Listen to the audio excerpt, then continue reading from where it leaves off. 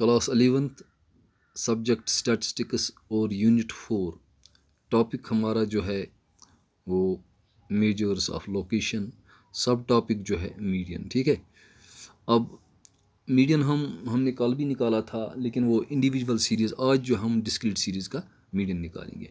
Individual series में जैसे आपके पास कोई डेटा होता है, जैसे एक बच्चे ने 4 मार्क्स, दूसरे के 6, तीसरे के 7, 8, 9, या हमारे पास स्टैटिस्टिक्स है, इसकी हाइट इतनी है, दूसरी की इससे बड़ी है, तीसरी वगैरह, इस चौथी की इतनी, पाँचवीं की इतनी, छठी की इतनी, तो इसका जो है मीडियन निकालो, है ना, कौन सी जो है मीडियन में है, यानी उसकी लोकेशन इसकी मीडियन में है।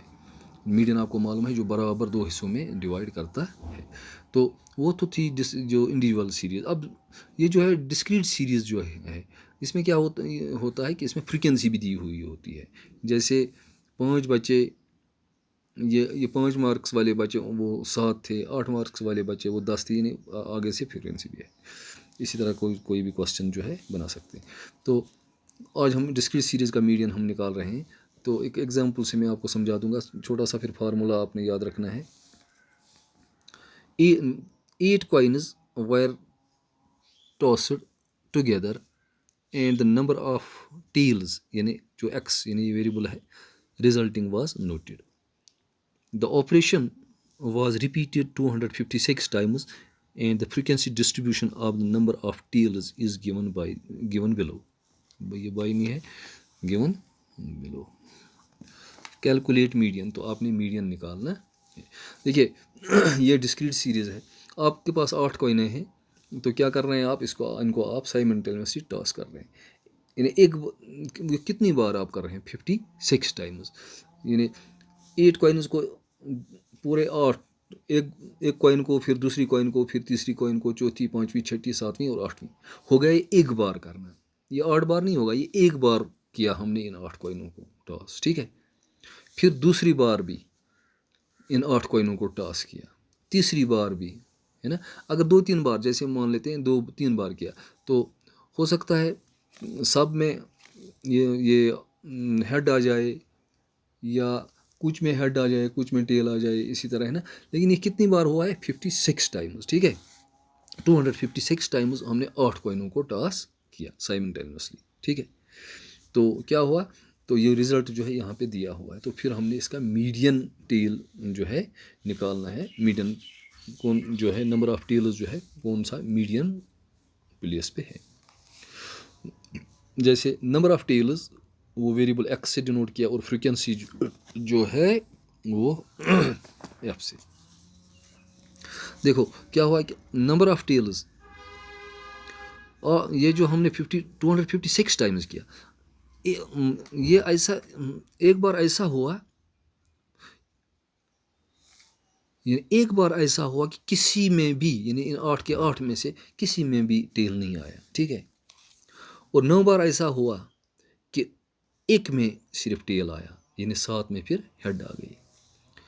और 26 बार, यानी 26 बार ऐसा हुआ कि 2 में जो है टेल आ गई। और 59 बार ऐसा हुआ कि 3 कॉइनों में टेल आ गया। और 72 बार ऐसा हुआ कि 4 कॉइनों में टेल आ गया। और 52 बार ऐसा हुआ कि 5 कॉइनों में टेल आ गया। और 29 बार ऐसा हुआ कि 6 कॉइनों में टेल आ गया।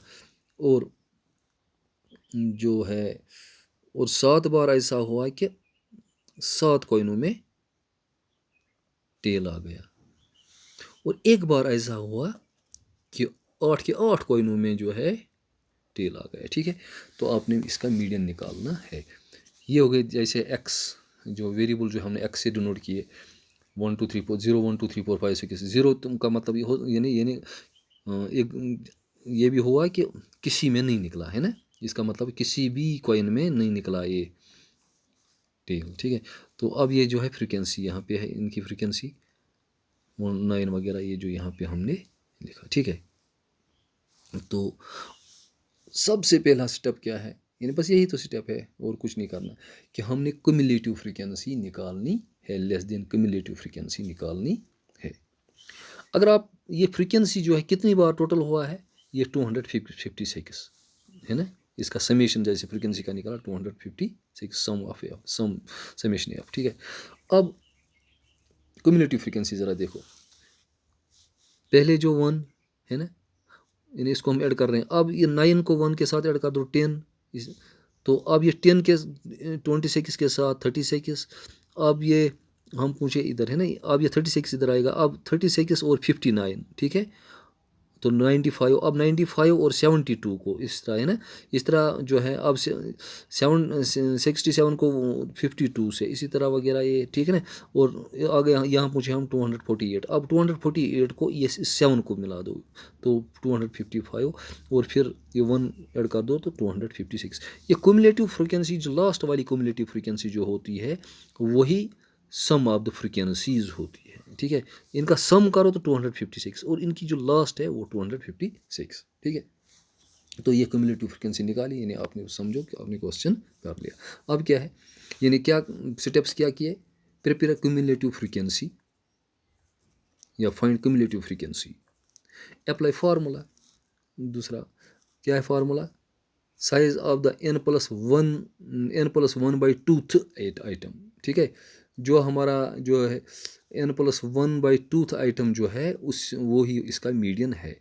या इस तरह हम करेंगे, हम क्यूमुलेटिव फ्रीक्वेंसी देखेंगे just greater than n/2, n/2 की जो है इससे आगे वाली जो है, इसके बाद वाली जो फ्रीक्वेंसी आती है उसी को देखना है, और उसी के रिलेटेड जो हमारा वेरिएबल का वैल्यू होगा, यानी वेरिएबल ये एक्स है, क्यूमुलेटिव फ्रीक्वेंसी जो है उसी के जो है रिलेटेड जो है कॉरस्पॉन्डिंग जो एक्स का वैल्यू होगा वही मीडियन होगा, ठीक है।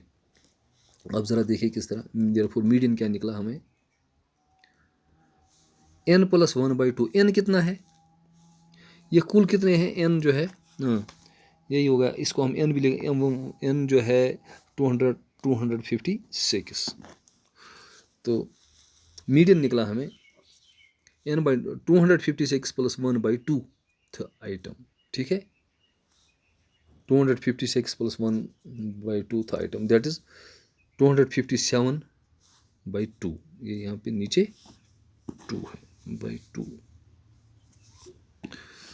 अच्छा, तो वो हो गया 128.5, ठीक है। अब 128.5 या 128 आइटम के आगे जो आता है, देखो फ्रीक्वेंसी जो है ये 1, 10 to 36, अब 95, अब कहीं पे जैसे 128 होगा आएगा, तो लेकिन यहाँ पे जो वैल्यूज़ दिए हुए हैं उन इनसे बढ़कर 128 से आगे कौन आ रहा है, 95 आएगा, नहीं, इसके आगे जो है ये 128 यहाँ कहीं पड़ता है, यानी इसके बाद वाली जो फ्रीक्वेंसी है जस्ट आफ्टर दिस, वो तो यहाँ पे जो दी है 167, 128 कहीं इधर पे हो सकता था, तो इसके आगे जो आएगी 167, यानी जस्ट आफ्टर, यानी ठीक है, तो वो आ गया 167, तो 128 के बाद यहाँ पे क्या आपको 219 आएगा या 248, नहीं, तो वो 128 के आगे ये आता 167, ठीक है।